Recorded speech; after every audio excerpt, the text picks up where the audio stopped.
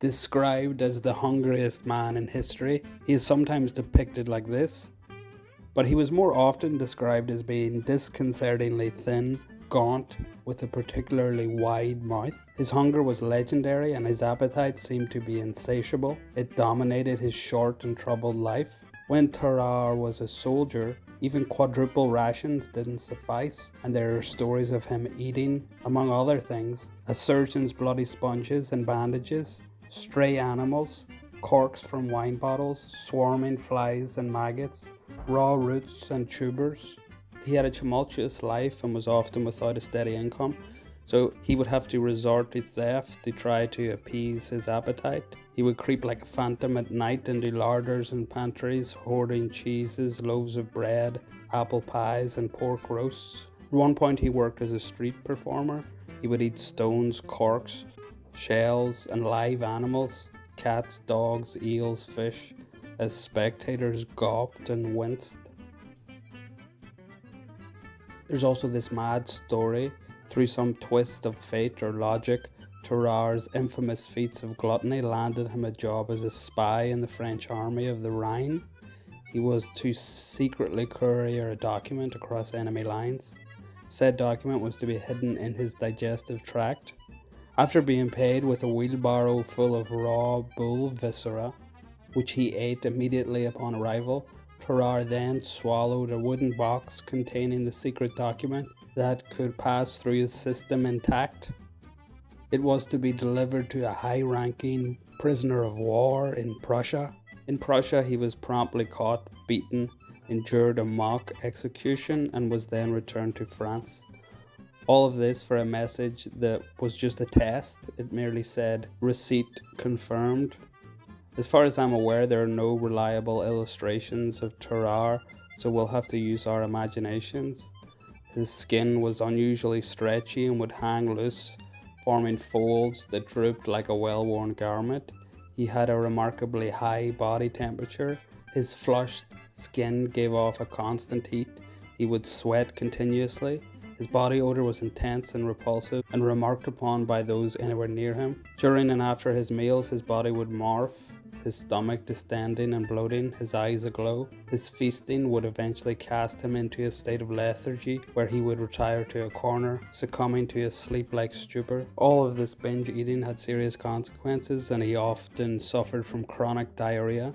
Tarrare went to a hospital looking for help. His doctors tried to treat his appetite with laudanum, vinegar, tobacco pills, and soft-boiled eggs. None of these worked. His appetite couldn't be abated. He apparently consumed cadavers at the hospital. Even worse, he was suspected of eating a 14-month-old child who mysteriously disappeared from the hospital while he was there. In terms of sources, the best is this from 1804, written by his doctor, Pierre-François Percy, who was a well-respected surgeon and medical theoretician during the Napoleonic Wars. He eventually became chief surgeon of the Grande Armée. This guy was legit and wrote a lot of well-respected stuff, and this paper stops Tarrare from being merely a legend. After the uproar at the hospital where Tarrare had consumed cadavers and potentially a live toddler, he disappeared, eventually showing up in Versailles 4 years later where he seemed to be dying of tuberculosis. Tarrare died shortly after in 1798. He was only 25 or 26 years old. His autopsy revealed an abnormally wide esophagus, a giant liver, an inflated gallbladder, and a stomach that was stretched and riddled with ulcers. To make things even stranger, Tarrare was a contemporary of Charles Domery, aka Charles Domers, a Polish soldier who served in the Prussian and French armies. Domery also had a ferocious appetite. 2 doctors from the Royal College of Physicians of Edinburgh performed an experiment to test Domery's eating capacity. At 4 a.m. Domery was awakened and fed 4 pounds of raw cow's udder, which was eaten without hesitation. At 9:30 a.m. he was given a meal of 5 pounds of raw beef, 12 large candles, and a bottle of porter, all of which were consumed. At 1 p.m. Domery was given a further 5 pounds of beef, a pound of candles, and 3 large bottles of porter, all of which were also eaten and drunk. During the course of the experiment, he did not defecate, urinate, or vomit at any point. His pulse remained regular and his skin did not change temperature. Upon Domery's return to his quarters at 6:15 p.m., he was recorded as being of particularly good cheer and danced, smoked his pipe, and drank a further bottle of porter. Why all the candles, guys?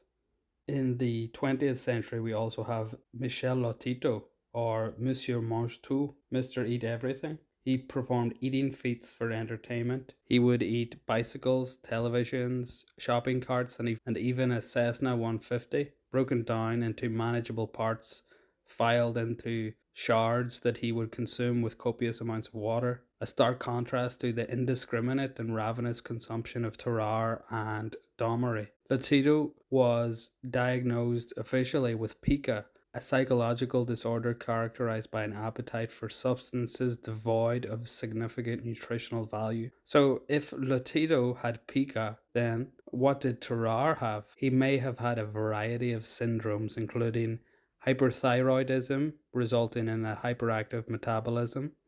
He may also have had a problem with his hypothalamus, which regulates the body's temperature and is responsible for causing the sensation of hunger. He might have had Prader-Willi syndrome, which causes constant hunger, or he may have had a damaged amygdala, which can cause extreme overeating. There has also been well-founded speculation that he had parasites like hookworm or roundworm from eating raw meat. Such parasites would have made him even more ravenous. There are still many mysteries surrounding Tarrare. For example, surely he should have died from food poisoning before tuberculosis got him. Why are people fascinated by Tarrare? It's a morbid fascination. It's because we're all dimly aware of the power of our own appetites. What if we could never satiate these appetites? It's a terrible thought. We'd all be like Tarrare, roaming the back streets, stealing apple pies and chasing after stray cats.